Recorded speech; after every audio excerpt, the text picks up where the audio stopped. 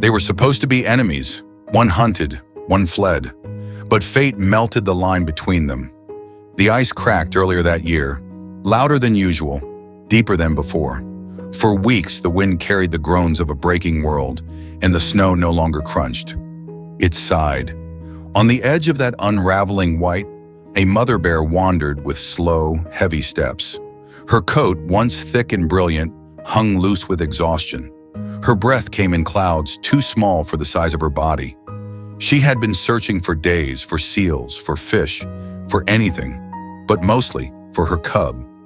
He had vanished when the ice gave way beneath their den. One moment there, the next swallowed.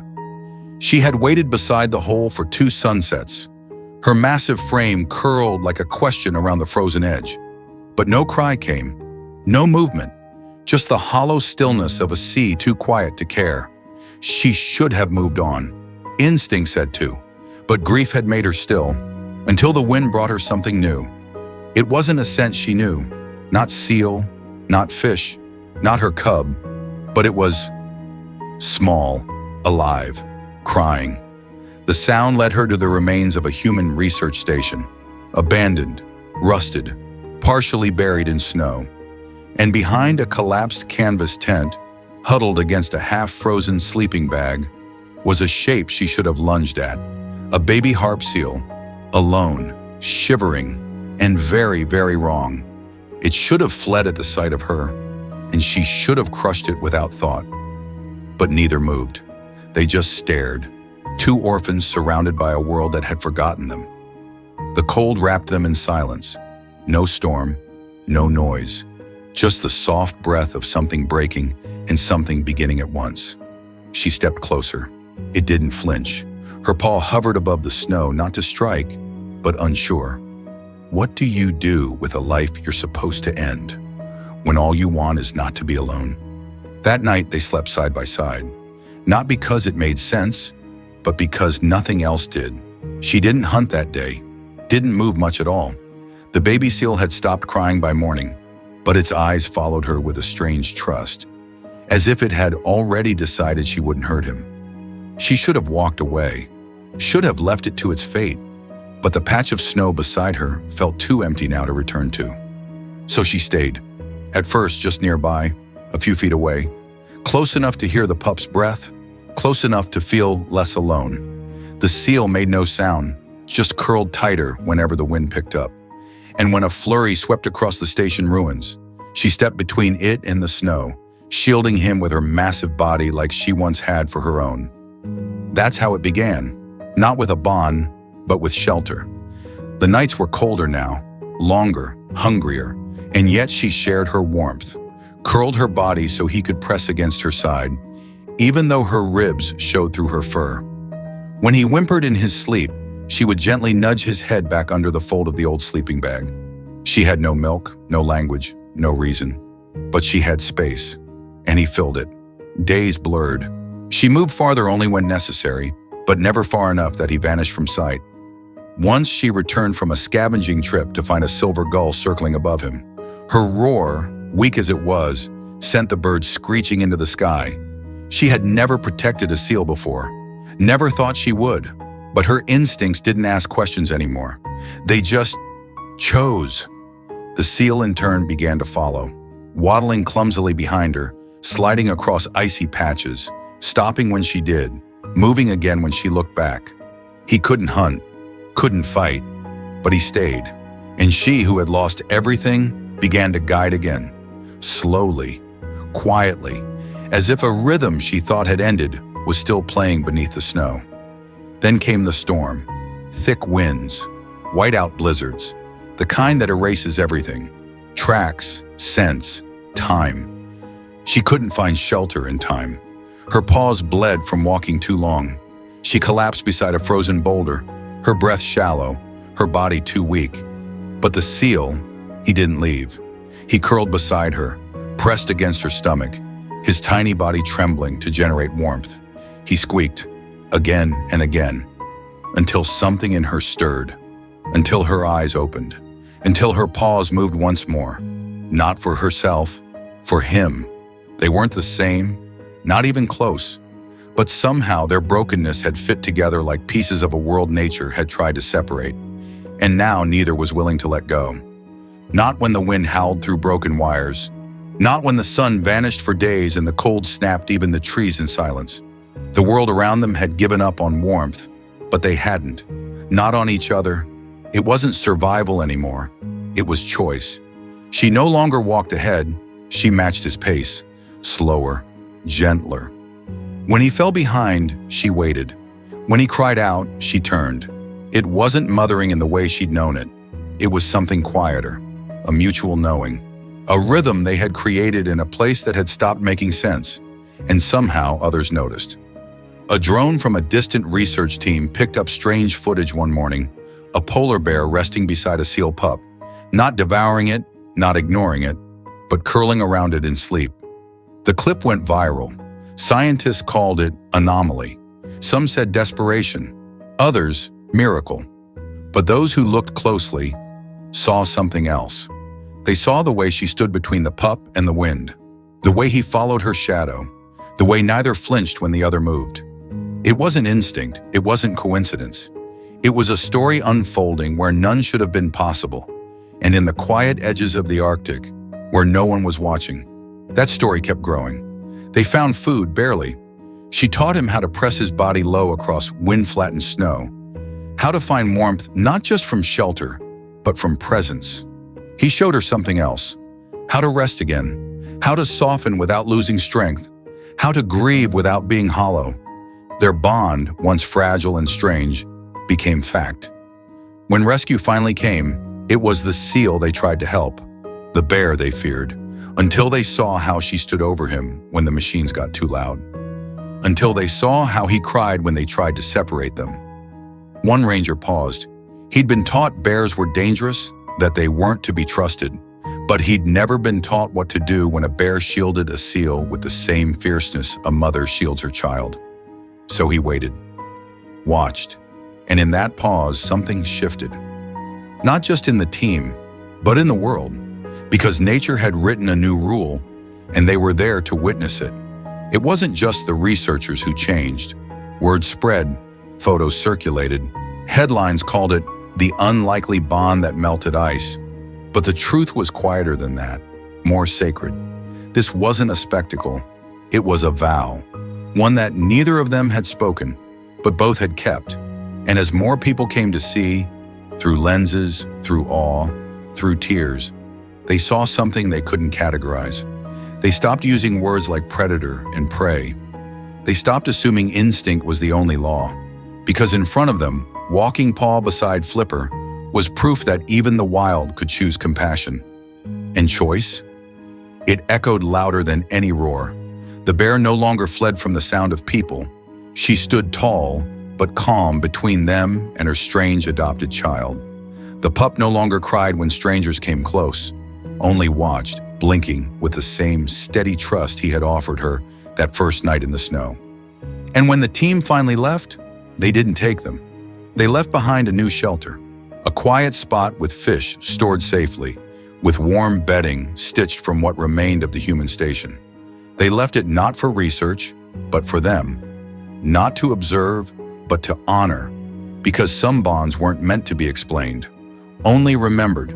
And that memory, once seeded, grew. In schools, children learned about the bear who chose mercy.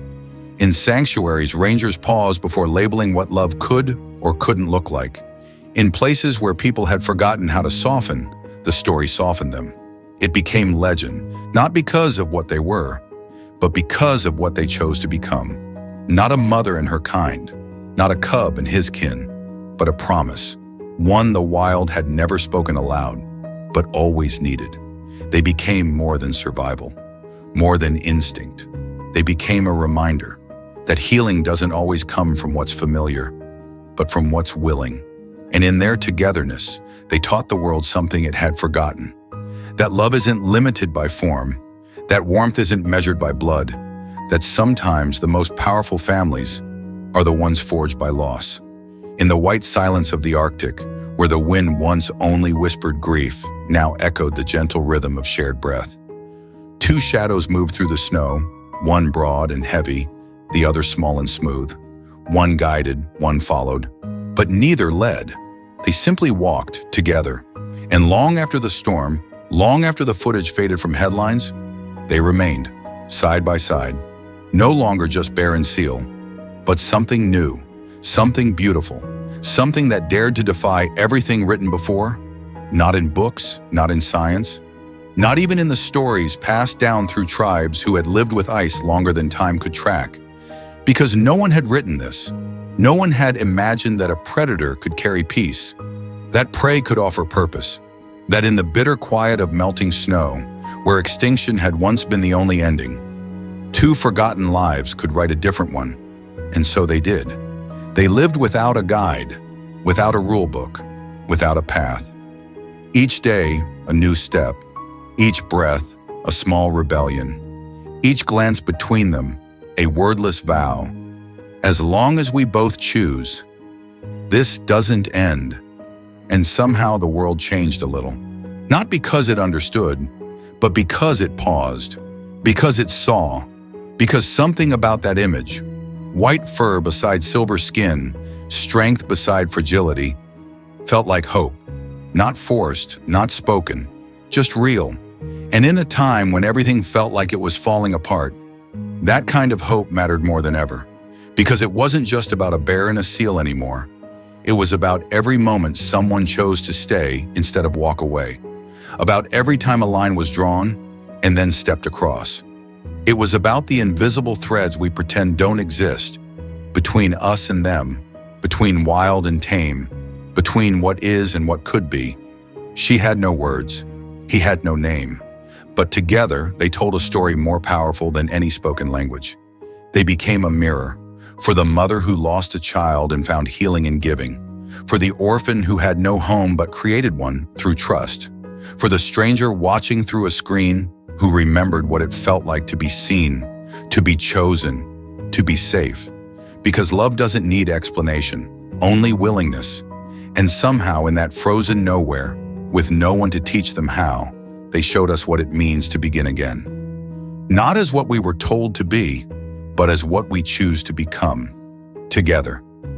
That word without sound became their shelter. Together they endured storms that should have broken them. Together they redefined what safety looked like, not behind walls, not beneath flags, but beside another beating heart that simply chose not to leave. And in that choice there was power. Not the kind that roars, the kind that rests its head in snow and still believes the sun will rise. They weren't perfect, they weren't whole, but together they were enough. Enough to make strangers soften, enough to make rescuers pause, enough to remind a fractured world that healing doesn't always arrive in the form we expect. Sometimes it's wrapped in fur and silence. Sometimes it waddles instead of walks. Sometimes it's not born, it's built. One breath, one step, one sleepless night at a time. They did that, together. And in doing so, they offered something the world didn't even know it had lost. The belief that mercy, unearned, unspoken, unconditional, can still exist, even in the cold, even between supposed enemies, even now, when the world feels louder than ever, when kindness is mistaken for weakness, when connection feels like a luxury too rare to afford. This story still matters, because it wasn't told with noise. It wasn't proved with logic. It lived in warmth shared, danger faced, breath offered without hesitation. Even now, when so many retreat into what's familiar and safe, their choice reminds us that the unfamiliar holds its own kind of salvation. She didn't need him, and he could have feared her, but neither followed the script. Instead, they wrote a new one, line by line, in the hush between heartbeats, in the crackling silence of snow settling over old wounds, in the simple miracle of not letting go. And what they created wasn't just survival, it was sanctuary, not for them alone, but for all of us watching, aching for a sign that love can still win, even now. Their story doesn't ask for applause. It doesn't need to be remembered in headlines or etched in stone. It lingers quietly, in the stillness between footsteps, in the moment someone pauses before judging what they don't understand, in the space where fear could grow, but love chooses to stand instead. They weren't meant to find each other, but they did. And in doing so, they reminded the rest of us of something we tend to forget. That belonging doesn't come from blood or biology. It comes from being chosen, again and again, without expectation, without condition, without words. So when the cold comes, as it always does, and the world feels too distant to reach, may we remember them. Not because they were rare, but because they were possible. And sometimes that's all the heart needs, just the proof. That possible is enough, because sometimes the world doesn't need another miracle. It just needs one quiet truth to hold on to, one quiet reason to keep believing that maybe, just maybe, not everything has to break to be beautiful. That not every story of survival must be built on suffering alone. That there is still room for gentleness, for protection, for reaching across a line that was never meant to be drawn in the first place. That possible is enough to light the way forward, even if the path is still covered in snow. They gave that, without knowing, without asking, a bear with no one left to guard, a seal with no one left to guide him. And somehow, in a corner of the world where life so often ends in silence, they built something louder than words. Presence, not just existing near each other, but showing up for each other, every day, every breath. They taught us that the things we think we need to be safe, walls, labels, rules, are not as strong as a single decision to stay. That what saves us is not always what shelters us from danger, but what makes us feel less alone in it. And perhaps that is what the world is truly hungry for. Not perfection, not explanations, but the simple, unshakable knowing that someone will stay. That someone will see you, small and unsure, and choose to move closer anyway. That the arms around you don't have to look like yours to mean home. That the ones we were told to fear might be the ones who teach us how to heal. That hope doesn't have to be loud to be real. It just has to be there, soft and steady, waiting at the edge of fear, with a warmth that says, I won't leave you. Because what they shared, what they became, was not a headline or a symbol. It was a quiet revolution, one that didn't change the world all at once, but changed someone, then another, then another. The ranger who stopped reaching for his rifle, the scientist who saw behavior not as anomaly, but as truth, the child who watched them and whispered, maybe I could love like that too. And maybe that's how the world changes anyway. Not with thunder, but with a whisper passed from heart to heart, carried across species, space, and silence. They weren't just bear and seal. Not anymore. They were what remains when fear is put down and gentleness is picked up instead. They were what happens when the instinct to flee is overcome by the instinct to stay. And in that staying, in that choosing, they didn't just survive the cold. They made warmth from it. They made meaning from it. They made memory. A kind of memory that doesn't live in words or pictures, but in the way we touch each other after hearing this story, in the way we look twice before judging, in the way we soften, even when life has hardened us, in the way we begin again, not because we are unbroken, but because someone believed we were worth beginning with. And if that is possible, then maybe everything is. Maybe peace isn't a far-off dream, but a single decision repeated quietly until it becomes a rhythm. Maybe family isn't something we're born into, but something we build, sometimes out of pieces, sometimes out of pain, sometimes out of pure, persistent love. Maybe survival is not just about what we protect, but who we become while protecting it. Maybe healing doesn't come from time alone, but from choosing again and again not to give up on each other, because they didn't. Not when the cold deepened, not when hunger hollowed their bones, not when the lines that should have kept them apart screamed louder than sense. They stayed, not out of need, but out of choice. Not because it was easy, but because it was true. And what they created from that truth became a kind of light. Not the kind that blinds or burns, the kind that lingers, warms, stays. The kind that turns ordinary moments into sacred ones. The kind that wraps itself around broken things and whispers, "You're still worth loving." That light doesn't come from what we know. It comes from what we dare. To see the enemy as a companion, to see a stranger as a mirror, to see difference as invitation, not threat. They showed us that we don't have to be the same to belong together, that what binds us isn't instinct, it's intention, that what saves us isn't being strong, it's being willing to soften, to risk, to reach. And if a bear and a seal, shaped by nature to avoid and fear and destroy, can choose instead to protect, then maybe we can choose differently too. Maybe kindness isn't weakness, maybe mercy is strength. Maybe hope isn't naive, it's necessary. Because in the end, their story didn't change the world. It changed a heart, then another. And sometimes that's enough. Enough to matter, enough to continue, enough to remind us that the smallest choice to love can become the biggest story we'll ever tell. Not because it's grand, not because it's loud, but because it is remembered. Not by millions, but by one. One soul who needed it. One heart on the edge of closing itself off. One person who saw themselves in the shadow of that unlikely pair and realized, maybe I too am worth being chosen. Maybe I too can choose gentleness even when the world teaches hardness. Maybe I don't have to be perfect to be safe, or strong to be worthy.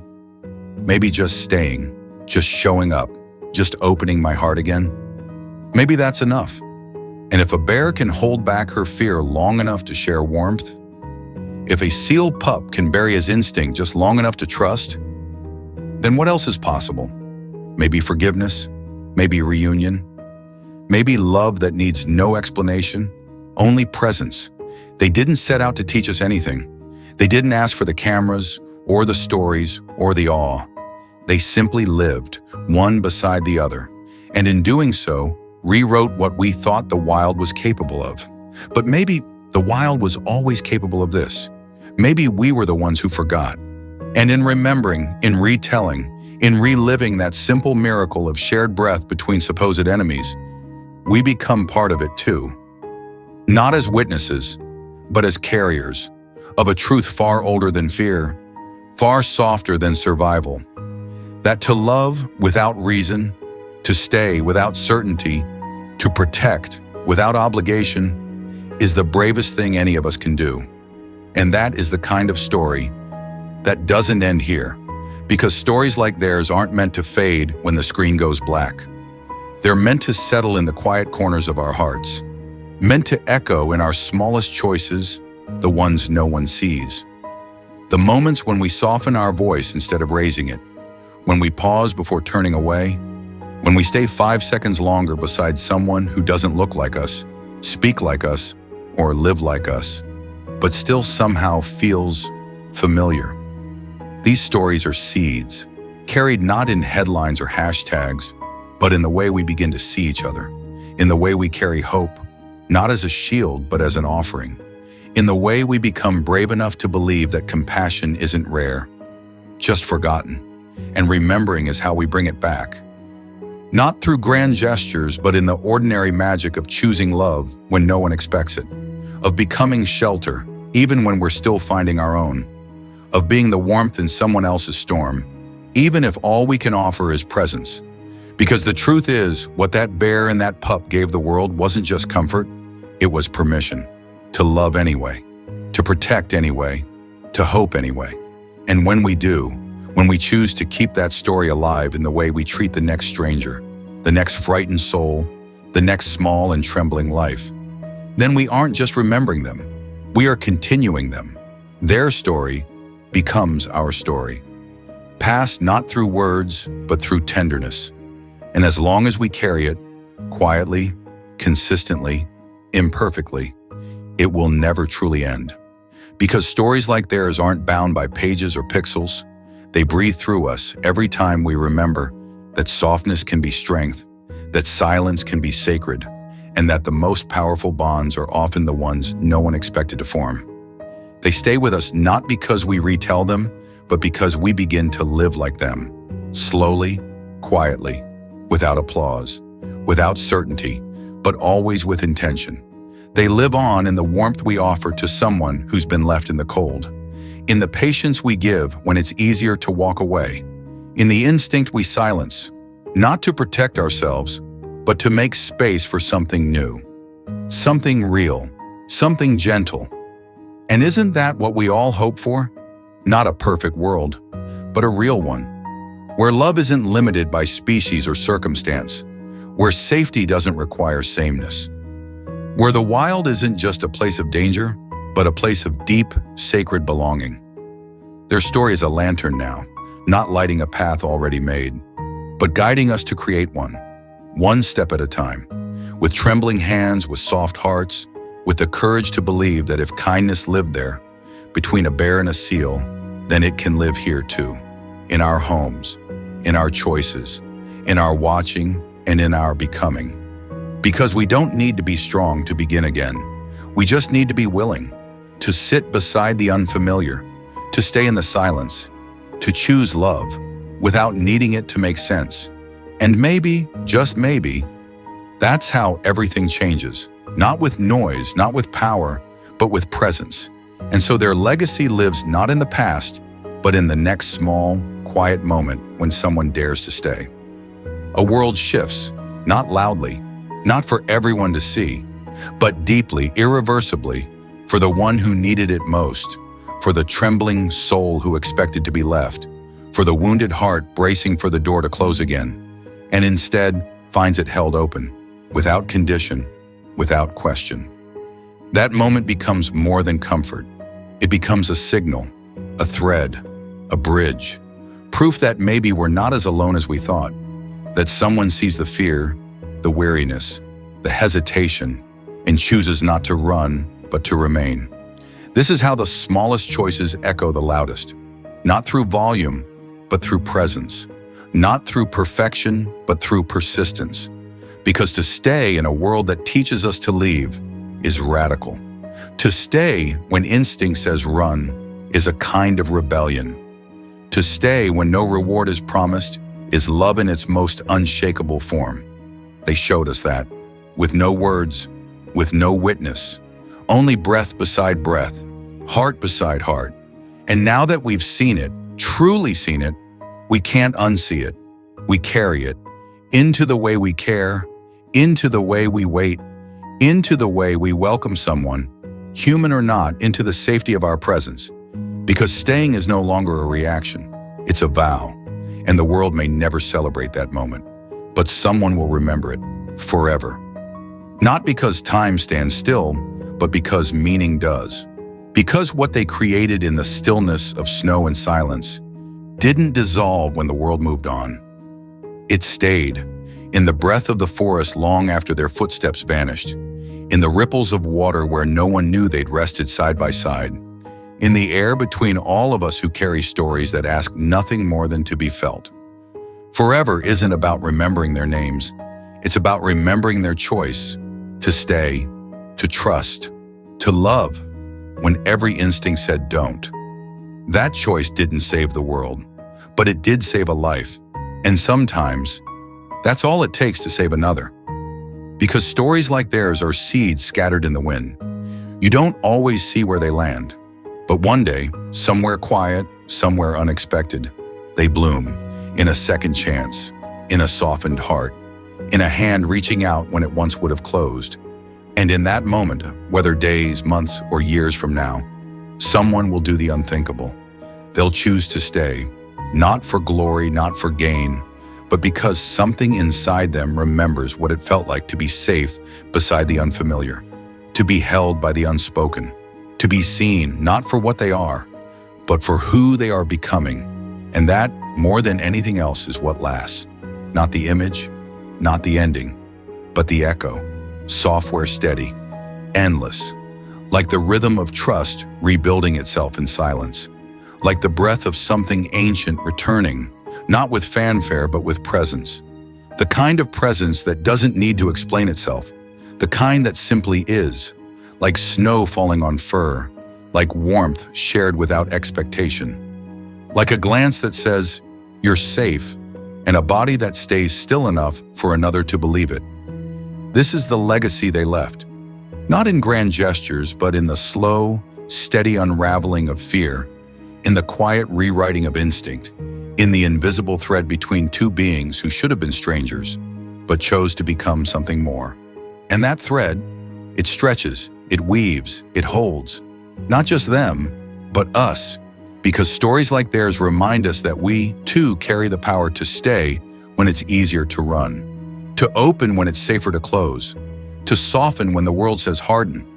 That every act of quiet compassion, however small, is part of something infinite, something that doesn't end when the story ends, something that lingers, shapes, and calls us to become more than what we were told to be. That's how forever works, not as a promise, but as a pattern, a way of being, a way of choosing, again and again, even when it hurts, especially when it hurts. And if two creatures born to fear one another can find something sacred in stillness, then so can we, not because we've been taught how, but because somewhere deep inside, we've always known. Known that kindness is not weakness, but wisdom, that staying is not passive, but powerful, that sometimes the most courageous thing we can do isn't to fight or flee, but to stay right where we are and open our hearts anyway. We've seen how fear builds walls, how pain teaches distance, how instinct whispers, don't trust, don't reach, don't risk. But we've also seen what happens when that whisper's ignored, when love becomes the louder voice, when presence becomes the answer. If a bear can choose peace over protection, and a seal can rest beside what it once fled, then maybe the world isn't as far gone as we think. Maybe there's more good left than bad, more warmth than cold. Maybe the wildest act of all isn't surviving, but connecting. And if they, without words, without reason, could find each other in the dark, then maybe we can too, in our cities, in our homes, in ourselves. Because the story didn't end in the snow. It continues every time someone dares to stay. Every time someone chooses to see the soul, not the shell. Every time we trade fear for gentleness, doubt for hope, distance for closeness. That's the inheritance they left behind. Not a lesson, a possibility, a beginning. Not of something loud or visible, but of something steady and unseen.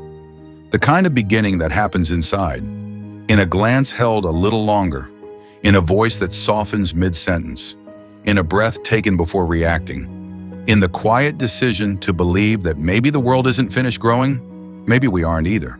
Because beginnings like these don't arrive with grand gestures. They show up as ordinary moments filled with extraordinary choices, the choice to comfort instead of control, to listen instead of assume, to sit beside instead of walk past, to stay. That's where the story lives now. Not in what they did, but in what we do with it. Not in their moment, but in ours. In how we show up when no one's filming. In how we treat the vulnerable, the different, the unfamiliar. In how we extend safety without needing to be asked. This is how love travels. Not in declarations, but in echoes. Not in monuments, but in moments. Not in the history we tell, but in the future we build. One soft, steady, endless act at a time. So let this be that beginning. Let it be the moment you choose presence over protection, kindness over caution, hope over hesitation. Because somewhere out there, another story is waiting to be written, and maybe this time, it starts with you, in the way you look at the world tomorrow morning, in the pause before judgment, in the softening of your tone, in the grace you offer to someone who doesn't expect it, in the space you make for another to feel safe, even if only for a moment. It starts in the decision to stay beside the hurting, not because you have the answers, but because no one deserves to face the storm alone. It starts with you, when you choose to believe that gentleness is still powerful, that compassion still matters, that your presence, however quiet, can change the shape of someone's day, someone's fear, someone's future, and maybe you'll never see the result. Maybe the difference you make won't echo loudly, but it will echo truly. Like the bear and the pup, whose bond didn't shift the earth, but it shifted each other, and in doing so showed us that even the smallest connection can be sacred. So the next time you see fear in someone's eyes, the next time instinct says walk away, remember them and stay. Because the world doesn't change in grand sweeping moments. It changes in the soft, steady, endless ones. The ones that begin with a breath, with a choice, with you. In the way you carry the memory of what you just witnessed, not as entertainment, but as a quiet inheritance. in the way your steps soften after hearing their story, in the choices you make without even realizing they're rooted in what you now know. That connection can grow between the most unlikely souls, and healing can begin with the simple act of staying. With you, their story finds breadth beyond the boundaries of this screen. It becomes part of the way you speak, the way you wait, the way you notice others a little more carefully. You become the quiet continuation of something ancient and enduring. A promise that love, once given, never really disappears. It finds a way forward, through time, through strangers, through acts so small they barely seem like anything at all. But they are, because the way you show up, for others, for creatures, for moments of tenderness no one else sees, that's what keeps this story alive. It doesn't belong to them anymore. It belongs to you, and to the next person you choose to be gentle with, to the next soul you choose not to turn away from, to the next wild heart you choose to welcome instead of fear. So don't wait for the world to change. Become the place where change begins, with presence, with patience, with courage. With you was never the end of the story. It was the invitation to let something ancient and wild and honest move through your life in ways no one else might see. It's in the decisions made when no one is watching, when a voice in you says, "Don't get involved," and you do anyway, when your instinct whispers, "Protect yourself," and yet you open your hand, when the world keeps telling you to guard, and instead, you give. That's where the legacy breathes, not in their fur or footsteps, but in how you choose to carry what they began, how you treat the soft moments, the scared ones, the ones who tremble but stay close anyway. It's the way you hold space for a creature that doesn't speak your language and yet tells you everything with its eyes. It's in the quiet you don't rush, in the fear you don't punish, in the tenderness you offer without needing it returned. Because maybe the greatest gift they gave us wasn't their story, it was the mirror it held up, showing us what we're capable of when we lead with presence instead of pride. When we remember that love is not something we earn, it's something we allow. So perhaps the real question isn't what they did, it's what we do now, with everything we know, with everything we feel. Do we rush back to noise, to numbness, to indifference? Or do we let this one story become the beginning of how we live differently?